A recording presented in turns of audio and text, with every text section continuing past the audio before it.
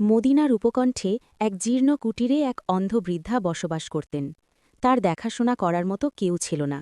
হজরত ওমর মনে মনে স্থির করলেন, তিনি প্রতিদিন ভোরে গিয়ে ওই বৃদ্ধার যাবতীয় কাজ করে দিয়ে আসবেন।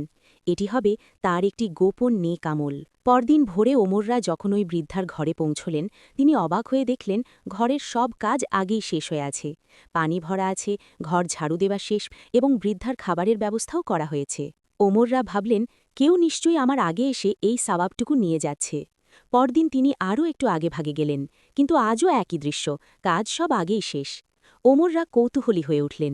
তিনি ঠিক করলেন, আজ রাতে তিনি ঘরের পাশে লুকিয়ে থাকবেন এবং দেখবেন এই গোপন সাহায্যকারী ব্যক্তিটি কে।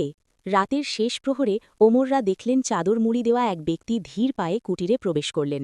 তিনি খুব সাবধানে ঘরের কাজগুলো করলেন, বৃদ্ধাকে খাওয়ালেন এবং নিঃশব্দে বেরিয়ে এলেন।